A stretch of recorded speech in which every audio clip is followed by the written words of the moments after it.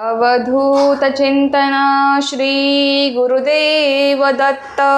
श्री स्वामी समर्थ. तुम्हा सगळ्यांचं स्वामी श्रद्धा यूट्यूब चॅनलवर खूप खूप मनापासून स्वागत.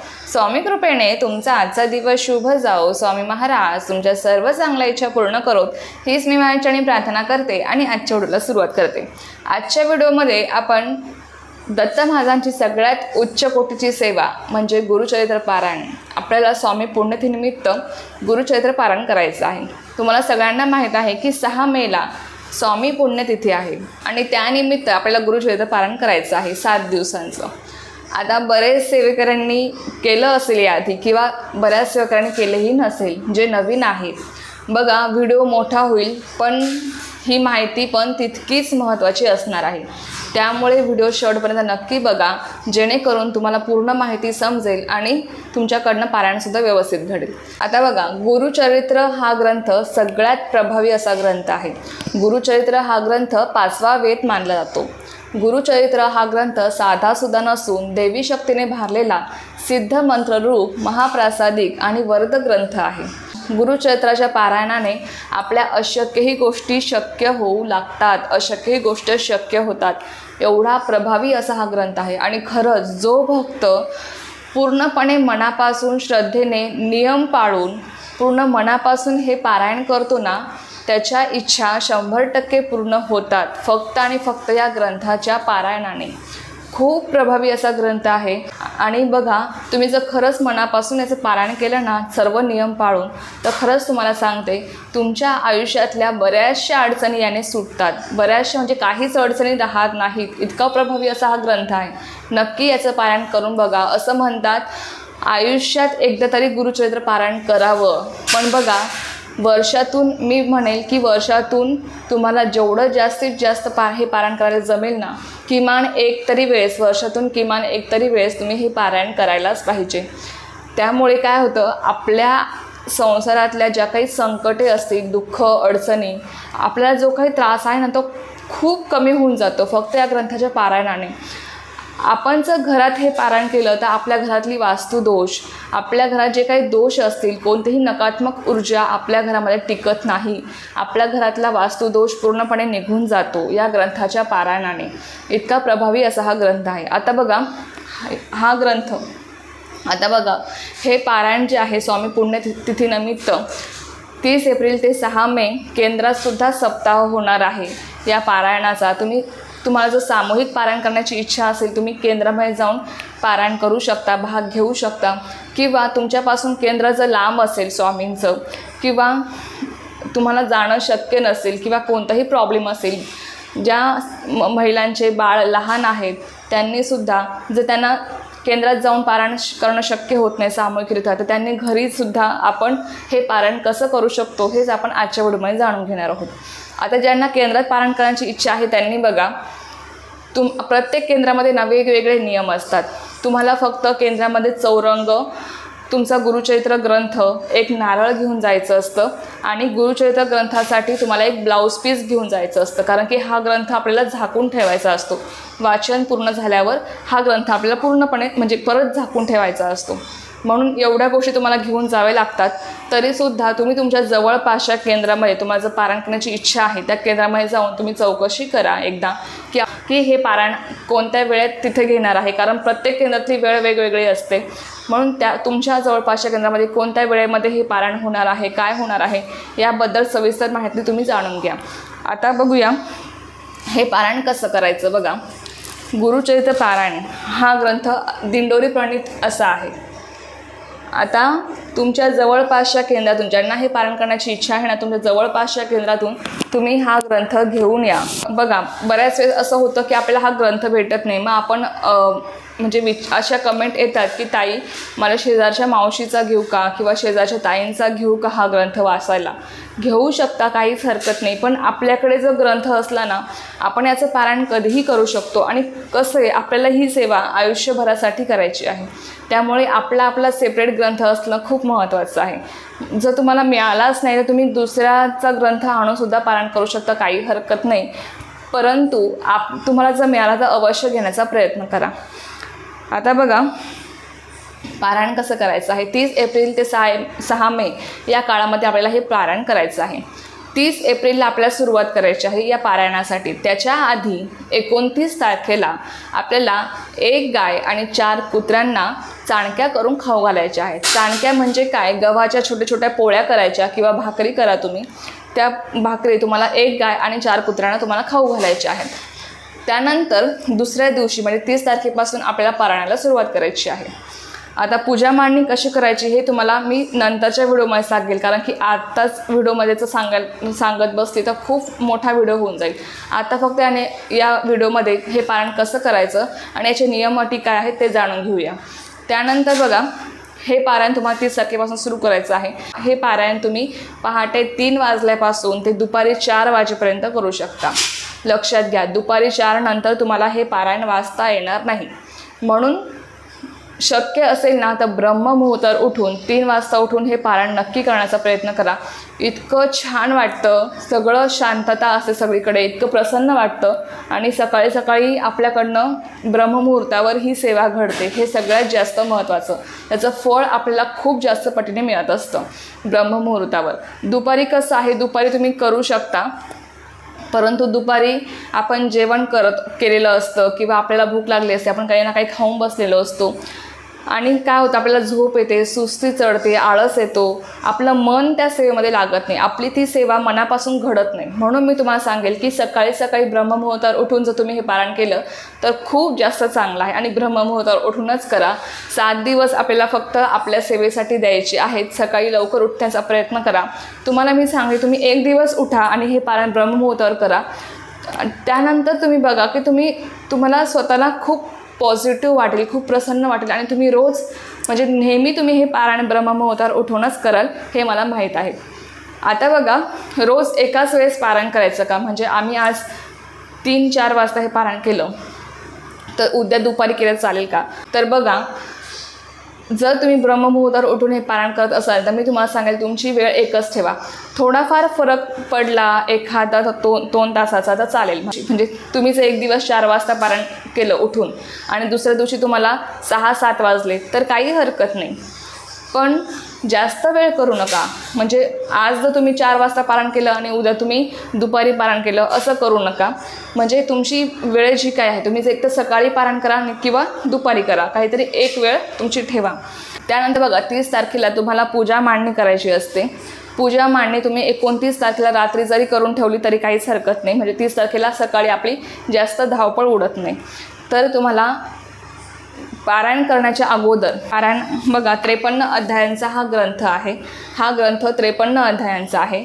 त्याच्यामध्ये तुम्ही जेव्हा हा ग्रंथ घेऊन आल ना, याच्यामध्ये नियम आहेत सगळे दिलेले. काही आपल्या मनाचे नियम मी तुम्हाला सांगत नाही आहे, जे काही केंद्रातले नियम आहेत तेच तुम्हाला सांगत आहे. बघा, रोज तुम्हाला हे पारायण वाचण्याच्या अगोदर एक सेवा करायची असते. ती सेवा म्हणजे तुम्हाला 1 माळ श्री स्वामी समर्थ या मंत्रात जप करायचा असतो, 1 माळ गायत्री मंत्रात जप करायचा असतो, स्वामी स्तवन श्री स्वामी स्तवन हे तुम्हाला वाचायचं असतं आणि गणपती अथर्वशीर्ष हे तुम्हाला वाचायचं असतं. ही सेवा झाल्यानंतरच तुम्हाला तुमच्या अध्याय वाचायला सुरुवात करायची असते. त्यानंतर बघा, ज्या महिलांना मासिक धर्म आहे, आता मासिक धर्म आपली डेट बघून सगळ्या गोष्टी बघूनच तुम्ही या पारायणाला बसा. नाही तर मग मासिक धर्म जवळ आलेला आहे आणि तुम्ही हे पारायण करत असाल तर मी तुम्हाला सांगेल की अशी चूक करू नका. बऱ्याच महिलांना कसं होतं की पारायण वाचत असताना म्हणजे पारायण काळामध्ये मासिक धर्म येतो. आता म्हणजे तुमचा मासिक धर्म बघूनच तुम्ही या पारायणाला बसा, किंवा जर तुमच्या मासिक धर्माची डेट जवळ असेल तर तुम्ही हे पारायण नंतरसुद्धा करू शकता. हे पारायण तुम्ही कोणत्याही महिन्यात करू शकता, काहीच हरकत नाही. लक्षात घ्या, जरी तुम्हाला आता जमलं नाही तरी तुम्ही पुढच्या महिन्यात करू शकता किंवा कोणत्याही महिन्यात जेव्हा तुम्हाला वाटेल तेव्हा तुम्ही करू शकता. फक्त आपली मासिक धर्म आहे का, आपल्याला सुतक आहे का, विटाळ आहे का, ह्या सगळ्या गोष्टी बघून आपल्याला हे पारायण करायला सुरुवात करायची असते. कारण की हे जर पारायण एकदा आपण सुरू केलं तर ते आपल्याला कोणत्याही परिस्थितीमध्ये पूर्ण करायचं असतं. जरी तुम्हाला मासिक धर्म आला तर तुम्हाला ते पारायण दुसऱ्या कोणाकडनं पूर्ण करून घ्यावं लागेल. सुतक आलं तर तुम्हाला शेजाऱ्यांकडनं किंवा ब्राह्मणाला बोलून तुम्हाला ते पारायण पूर्ण करून घ्यावे लागेल. जर तुम्ही केंद्रात बसलेले आहात, तुम्हाला कोणतीही अडचण आली, मासिक धर्म आला, सुतक आलं, तर केंद्रामध्ये कसं आहे, कोणी पण तुमचं पारायण पूर्ण म्हणजे वाचू शकतं, कोणीही तुमचं पारायण ते पूर्ण करून जाऊ शकतं. पण घरात असं होत नाही. घरात आपली खूप धांदल उडते मग अशा वेळेस. आणि अशी जर अडचण आपल्याला आली तर आपल्याला प्रश्न पडतो की आता माझं पारायण कोण वाचणार आहे. म्हणून या सगळ्या गोष्टी पाहून आपल्याला पारायणाला बसायचं आहे. तर 30 तारखेला पारायणाला बसण्याच्या अगोदर पहिल्याच दिवशी तुम्हाला संकल्प करायचा आहे. संकल्प तुमची जी काही इच्छा असेल, जे काही तुमच्या अडचणी आहेत, दुःख आहे, ते आपल्या महाराजांना सांगायचं आणि तुम्हाला संकल्प सोडायचा आहे. तुमची इच्छा सांगून तुम्हाला या पारायणाला सुरुवात करायची आहे. ज्यांना संकल्प करायचा नाही, ज्यांना फक्त पारायणच करायचं आहे, त्यांनी फक्त पारायण जरी केलं तरी चालणार आहे. तर तुम्हाला संकल्प तुम्ही सोडू शकता. आणि खरंच सांगते, खूप प्रभावी असा ग्रंथ आहे. पूर्ण मनापासून श्रद्धेने करा, तुमची इच्छा या पारायणाने पूर्ण होतेच. पण आपली सेवासुद्धा, आपण किती मनापासून ती सेवा करतो हे सुद्धा तितकंच महत्त्वाचं आहे. त्यानंतरचा पुढचा नियम असा आहे की या पारायण काळामध्ये आपल्याला परान्न घ्यायचं नाही आहे. परान्न घ्यायचं नाही म्हणजे आता बघा, परान्न घ्यायचं नाही म्हणजे आपल्याला दुसऱ्याच्या घरचं खायचं नाही आहे. पुरुषांनी फक्त आपल्या आईच्या आणि पत्नीच्या हातचं खायचं आहे आणि मुलीच्या हातचं. बहीण असेल, जर बहिणीचं लग्न झालेलं असेल तर बहीण ही परकी असते, तिच्या हातचं तुम्हाला खाता येणार नाही. स्त्रियांनी आपल्या सासूच्या हातचं किंवा जावयाच्या हातचं तुम्ही खाऊ शकता. तर या सगळ्या गोष्टी आहेत त्या तुम्हाला पाळायच्या आहेत. चुकूनही तुम्हाला परान्न घ्यायचं नाही आहे, बाहेरचं खायचं नाही आहे. बाहेरचं कोणतीच गोष्ट तुम्हाला खायची नाही. मग ते बिस्किट असो किंवा चहासोबत खारी खाऊ का, तर अजिबात नाही. अशी पण कमेंट आली होती. अजिबात नाही. तुम्हाला सगळ्या गोष्टीचा त्याग करायचा आहे. 7 दिवस फक्त आणि फक्त आपल्याला सात्विक आहार घ्यायचा आहे. लक्षात घ्या, सात्विक अन्न घेऊन आपले विचार आचार चांगले ठेवून आपल्याला हे पारायण करायचं असतं, लक्षात घ्या. त्यानंतर तुम्हाला बाहेरचं चॉकलेटसुद्धा तुम्हाला बाहेरचं चालणार नाही. बाहेरचं तुम्हाला काहीच खायचं नाही. आईस्क्रीम असो, चॉकलेट असो, बिस्किट असो, कोणतंही काही असू द्या, बाहेरचं तुम्हाला खायचं नाही. फक्त बाहेरचं तुम्हाला दूध, ताक, दही तुम्ही खाऊ शकता. त्यानंतर भाज्या काय काय खायच्या ते आता बघा. भाज्यामध्ये तुम्हाला एक धान्य फराळ करायचं आहे. एक धान्य घ्यायचं म्हणजे काय, पहिल्या दिवशी जर तुम्ही चपाती खाल्ली तर तुम्हाला 7 दिवस चपातीच खायची आहे. पहिल्या दिवशी जर तुम्ही भाकरी खाल्ली तर 7 दिवस तुम्हाला भाकरीच खायची आहे. तर म्हणजे याला एक धान्य म्हणतात. भाजी तुम्ही अलटून पलटून खाऊ शकता. आता भाज्यामध्ये काय काय तुम्हाला खायचं आहे ते बघा.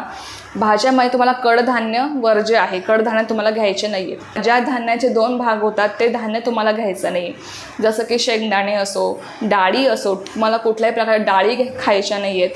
भात तुम्हाला खायचा नाही आहे. भात का खायचा नाही की त्याने आपल्याला झोप येते, सुस्ती चढते, आळस येतो. म्हणून आपल्याला भात 7 दिवस वर्ज्य करायचा आहे. भात तुम्हाला खायचा नाही. तुम्हाला फक्त चपाती किंवा भाकरी खायची आहे 7 दिवस. भाज्यामध्ये तुम्ही काय काय खाऊ शकता ते आता बघा. तुम्ही भाज्यामध्ये गिलकं, दोडकं, तर त्यानंतर पालक तुम्ही खाऊ शकता. त्यानंतर डांगर, भेंडी आणि बटाटा तुम्ही खाऊ शकता. तर या ज्या 5-6 भाज्या तुम्हाला मी सांगितल्या या तुम्ही खाऊ शकता. त्यानंतर टमाटे पण तुम्हाला खाता येणार नाही. काय होतं, टमाटे वगैरे जेव्हा आपण आंबट पदार्थ खातो ना, तेव्हा आपल्याला पित्त होऊ शकतं, म्हणजे पित्ताचा त्रास होऊ शकतो. आणि म्हणून आपल्याला या सगळ्या गोष्टी पाळून आपल्याला हे पारायण करायचं आहे. ज्या भाज्या तुम्हाला मी सांगितल्या, श्रावणी घेवडा असो, त्यानंतर पालक, गिलकं, दोडकं, डांगर, भेंडी, बटाटा, या ज्या भाज्या आहेत या तुम्ही 7 दिवस आलटून पलटून खाऊ शकता, काहीच हरकत नाही. त्यानंतर आता बघा, भात तुम्हाला खायचं नाही. तुम्हाला समजलं असेल की तुम्हाला आता काय खायचं आहे आणि काय नाही खायचं आहे. तुम्ही दूध पोळीसुद्धा तुम्ही खाऊ शकता. त्यानंतर शेंगदाण्याचा कूट वगैरे भाजीमध्ये टाकू नका. त्यानंतर बघा, दूध पोळी तुम्ही घेऊ शकता, तुम्ही दही खाऊ शकता, ताक खाऊ शकता. या गोष्टी तुम्ही खाऊ शकता आणि या गोष्टी खाऊन तुम्ही हे पारायण करा. कांदा लसूण तुम्हाला खायचा नाही आहे. कांदा लसूण भाजीमध्ये टाकायचा नाही आहे, लक्षात घ्या. ह्या सगळ्या गोष्टी तुम्हाला पाळायच्या आहेत. तुम्हाला काय खायचं आहे, काय नाही खायचं आहे तुम्हाला समजलं असेल. त्यानंतर उद्यापन कसं करायचं याबद्दल पण सेपरेट व्हिडिओ येईलच. त्याबद्दल पण मी तुम्हाला संपूर्ण माहिती शेअर करेल. आजच्या व्हिडिओमध्ये फक्त नियम अटी जाणून घेऊया. आणि हे पारायण चालू असताना 7 दिवस सकाळ आणि संध्याकाळ नैवेद्य दाखवून, आता जो पारायण करता व्यक्ती आहे, जो पारायण करणार आहे ना, त्याने आपण जे खाणार आहोत, म्हणजे घरात जे बनतं ते नाही, दुसऱ्यांसाठी आपण जे भाजी आणि चपाती किंवा भाकर खाणार आहोत तोच नैवेद्य सकाळ संध्याकाळ दाखवायचा. आणि आरती तुम्हाला करायची आहे, सकाळी पण आणि संध्याकाळी पण, लक्षात घ्या. सकाळ संध्याकाळ तुम्हाला आरती करायची आहे. बऱ्याच जणांना काही कारणामुळे एकच टाईम आरती घेणं शक्य होतं. तर अशा वेळेस हे पण कमेंट येईल की ताई मग एक वेळेस आरती घेतली चालेल का, तर अवश्य चालेल, फक्त आपला श्रद्धाभाव महत्त्वाचा असतो. पण तुम्ही जे काही खाणार ना ते तुम्हाला पोथी पुढे ठेवायचं आणि मग तुम्ही ते खाऊ शकता. तुम्ही फळे खाऊ शकता या पारायण काळामध्ये, काहीच हरकत नाही. फक्त तुम्हाला ज्या गोष्टी मी सांगितल्या आहेत ज्या खाता येणार नाही त्या अवश्य पाळण्याचा प्रयत्न करा. आणि सगळ्यात महत्त्वाची गोष्ट म्हणजे हे पारायण चालू असताना तुम्हाला रोज रात्री झोपण्याच्या अगोदर विष्णू सहस्त्रनाम स्तोत्र वाचायचं आहे. आता हे स्तोत्र का वाचावं ते तुम्हाला सांगते. दिवसभरामध्ये ना आपण कसं माणूस आहोत, दिवसभरामध्ये आपल्याकडनं बऱ्याच गोष्टी चुकतात. आपल्याला सवय असते सोफ्यावर बसायची, आपण सोफ्यावर बसतो, गादीवर म्हणजे बसू शकतो, किंवा आपण आपल्या तोंडून कोणाला अपशब्द निघतात, आपण वाईट बोलून जातो. दिवसभरात आपल्याकडनं कळत नकळत बऱ्याचशा चुका घडतात. त्या चुकांची क्षमा याचना म्हणून आपल्याला विष्णू सहस्त्रनाम स्तोत्र झोपण्याच्या आधी वाचायचं असतं. लक्षात घ्या, 7ही दिवस तुम्हाला हे स्तोत्र झोपण्याच्या अगोदर वाचायचं आहे. त्यानंतर आता तुम्हाला सोफ्यावर बसता येणार नाही, त्यानंतर गादीवर झोपता येणार नाही, तर तुम्हाला खालीच बसावं लागणार आहे. आता ज्यांना मणक्याचा त्रास आहे, ज्यांना अजिबातच जमत नाही खाली बसायला, त्यांनी खुर्चीवर बसून, प्लॅस्टिकची खुर्ची घ्यायची, टेबल घ्या, टेबलावर ग्रंथ ठेवा तुमचा, प्लॅस्टिकची खुर्ची घेऊन तुम्ही तो ग्रंथ वाचू शकता. खाली तुम्ही कसं आहे, खाली तुम्ही 2-4 जरी सतरंच्या आथरून झोपलात तरी चालतं. फक्त आपल्याला गादीचा वापर करायचा नसतो. म्हणजे या गोष्टी तुम्हाला पाळायच्या आहेत. त्यांनी काय करायचं, पलंगवर जर त्यांना खाली झोपताच येत नाही, पलंगाचा वापर करावा लागणार आहे, तर अशा वेळेस त्यांनी पलंगावरची गादी काढा, पलंगावर तुम्ही संत्रजा अंथरा, त्यावर तुम्ही झोपू शकता. म्हणजे या ज्या काही गोष्टी आहेत त्या आपण ॲडजस्टमेंट करून आपण 7च दिवस आपल्याला हे नियम पाळायचे असतात. म्हणून लक्षात घ्या की 7 दिवस संपूर्ण आपल्या सेवेला द्या, पण आपल्या जीवाला त्रास करून घेऊ नका. तुम्हाला अजिबातच शक्यच होत नाही खाली झोपणं, आणि तुम्ही नाहीच करू शकत, पण तुम्हाला पारायण करण्याची इच्छा आहे, यावेळेस मात्र तुम्ही पलंगाचा वापर करा, काहीच हरकत नाही. तुम्ही गादीवर पण झोपा, तुम्हाला अजिबात शक्यच होणार नाही खाली झोपणं, सतरंजीवर झोपणं, तर तुम्ही गादीचा वापर करू शकता. पण ज्यांना शक्यच नाही त्यांच्यासाठी, ज्यांना शक्य आहे जे करू शकता त्यांनी अवश्य नियम पाळा. कारण आपल्या महाजांना सगळं काही समजतं की आपण हे नियम पाळू शकतो की नाही. हे पारायण चालू असताना कोणत्या दिवशी किती अध्याय वाचावे हे तुम्हाला मी थोडक्यात सांगते. पहिल्या दिवशी तुम्हाला 1 ते 9 अध्याय वाचायचे असतात. दुसऱ्या दिवशी तुम्हाला 10 ते 21 अध्याय वाचायचे असतात. तिसऱ्या दिवशी तुम्हाला 22 ते 29 अध्याय वाचायचे असतात. चौथ्या दिवशी तुम्हाला 30 ते 35 अध्याय वाचायचे असतात. 5व्या दिवशी तुम्हाला 36 ते 38 अध्याय वाचायचे असतात. 6व्या दिवशी तुम्हाला 39 ते 43 अध्याय वाचायचे असतात. आणि 7व्या दिवशी तुम्हाला 44 ते 53 अध्याय वाचायचे असतात. प्रत्येक दिवसांचे ठरलेले अध्याय आहेत, त्या दिवसाला आपल्याला तेवढेच अध्याय वाचायचे आहेत. पहिल्या दिवशी 1 ते 9 अध्याय आहेत, तर 1 ते 9च अध्याय तुम्हाला वाचायचे आहेत. पुढचे अध्याय दुसऱ्या दिवशी जेवढे अध्याय आहेत, जसं की 10 ते 21 तेवढेच तुम्हाला वाचायचे आहेत. लक्षात घ्या. तर अशाप्रकारे तुम्हाला हे पारायण करायचं आहे. तुम्हाला समजलं असेल. आता मी बऱ्याचशा गोष्टी तुम्हाला सांगितल्या आहेत, म्हणजे सगळ्याच सांगितल्या आहेत. आणि यातला सगळ्यात महत्त्वाचा मोठा नियम म्हणजे हे पारायण चालू असताना आपल्या घरामध्ये मांसाहार आणायचा नाही. मांसाहार घ्यायचा तर नाहीच आहे, पण आपल्या घरामध्ये मांसाहार आणायचा नाही. जरी तुम्ही केंद्रात पारायण करत असाल तरीसुद्धा तुमच्या घरामध्ये 7 दिवस मांसाहार आला पाहिजे नाही. लक्षात घ्या. हा एक सगळ्यात मोठा नियम याचा आहे. दुसरी महत्त्वाची गोष्ट म्हणजे तुम्हाला ब्रह्मचर्याचं पालन करायचं आहे. 7 दिवस जो कोणी पारायण करता आहे त्यांनी, पारायण करणाऱ्याने 7 दिवस तुम्हाला ब्रह्मचर्याचं पालन कडकडीत करायचं आहे. खाली झोपायचं तुम्हाला सांगितलं आहे मी, सतरंजी अंथरून झोपा. त्यानंतर आता बघा, अंगावर घेऊ शकता का? आता सध्या तर गरमीच आहे, त्याच्यामुळे गरजच नाही अंगावर घेऊन झोपण्याची.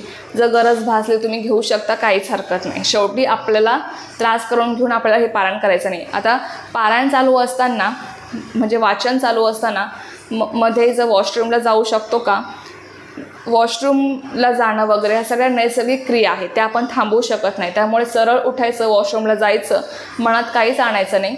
वॉशरूमहून येताना तुम्हाला फक्त हातपाय स्वच्छ धुवून तोंडावर पाणी शिंपडून तुम्हाला यायचं आहे. हातपाय स्वच्छ धुवून, लक्षात घ्या.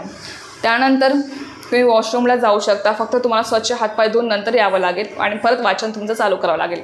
वाचन चालू असताना पाणी तुम्ही पिऊ शकता. बऱ्याच वेळेस तहान लागते आपल्याला वाचताना. तुम्ही पाणी पिऊ शकता मधून, काहीच हरकत नाही. खडीसाखर आपण पूजा मांडणीमध्ये ठेवतो. ती खडीसाखर जर तुम्ही चघळली, तुमचं वाचन चालू असताना तरी चालणार आहे, काहीच हरकत नाही. त्या सगळ्या गोष्टी तुम्हाला पाळायच्या आहेत. आणि हा ग्रंथ तुम्हाला झाकूनच ठेवायचा असतो 7 दिवस. लक्षात घ्या. ब्लाऊज पीस घ्यायचं, आपलं वाचन सुरू असेपर्यंत फक्त हा ग्रंथ उघडा ठेवायचा आणि आपण जेव्हा आरती करणार आहोत तोपर्यंत. त्यानंतर तुम्हाला हा ग्रंथ इतर वेळेस झाकून ठेवायचा असतो. तुमचं वाचन झालं की हा ग्रंथ ब्लाऊज पीसमध्ये झाकून ठेवायचा. तुमच्या घरामध्ये कोणीही बाहेरची व्यक्ती आली, ती येऊन गेल्यानंतर घरामध्ये गोमूत्र शिंपडायचं. हा एक नियम अवश्य पाळायचा. आपल्या घरामध्ये 2 ते 3 वेळेस गोमूत्र शिंपडायचं दिवसातून. जरी कोणी बाहेरची व्यक्ती आली नाही तरीसुद्धा गोमूत्र शिंपडायचं. आता मी तुम्हाला सगळेच नियम सांगितले आहेत. जर काही चुकून माकून राहिलं असेल तर मी तुम्हाला पुढच्या व्हिडिओमध्ये नक्कीच सांगेल. तसं तर काही राहिलेलं नाही आहे. तर तुम्हाला 7 दिवसाचं पारायण असं पालन करायचं आहे. पूर्णपणे मनापासून श्रद्धेने करा. 100% आपल्या इच्छा पूर्ण होतात. अशक्य ही गोष्टी शक्य फक्त आणि फक्त या ग्रंथाच्या पारायणाने होत असतात. म्हणून आपल्या महाजांवर, या आपल्या सेवेवर, आपल्या पारायणावर पूर्ण विश्वास ठेवून, श्रद्धा ठेवून, मनापासून पूर्ण श्रद्धेने हे सगळे नियम पाळून आपल्याला हे पारायण करायचं आहे. नियम पाळण्यापेक्षाही महत्त्वाचं काय असतं की आपली सेवा मनापासून घडली पाहिजे. पूर्णपणे मनाने शरण जाऊन, आपलं मन शरण जाणं गरजेचं आहे. फक्त वाचनाने, डोकं टेकून काही होत नाही. दर्शन घेऊन आपलं पूर्ण मन जेव्हा शरण जातं ना, आपण मनापासून कोणतीही सेवा करतो तेव्हा ती सेवा आपल्याला जास्तीत जास्त फळ देऊन जात असते. हे सगळे नियम पाळायचे आहेत. आता पुरुषांनी चामड्याचा बेल्ट वगैरे घालून हे पारायण करायचं नाही आहे. कोणतेही काळं वस्त्र घालून हे पारायण करायचं नाही आहे. 7 दिवस काळं वस्त्र घालायचंच नाही आहे. चामड्याचा सुद्धा पुरुषांनी वापर करायचा नाही, चामड्याचा बेल्ट वगैरे. हे सगळे नियम तुम्हाला पाळायचे आहेत. तर तुम्हाला समजलं असेल की पारायण कसं करायचं, काय करायचं, उद्यापन कसं करायचं, पूजा मांडणी कशी करायची, याबद्दल सेपरेट व्हिडिओ येतीलच. ते तुम्ही अवश्य बघा. आणि व्हिडिओ मोठा झाला असेल तर माफ करा, कारण माहिती पण तितकीच महत्त्वाची होती. तर चला, झालेली सेवा मी स्वामी महाचरणी रुजू करते आणि आजचा व्हिडिओ इथेच थांबवते. तुम्हाला जर माहिती आवडली असेल तर व्हिडिओला लाईक, शेअर, सबस्क्राईब करायला विसरू नका. पुन्हा भेटूया अशाच एका नवीन व्हिडिओसोबत किंवा नवीन विषयासोबत. तोपर्यंत सर्वांना श्री स्वामी समर्थ. जय जय स्वामी समर्थ.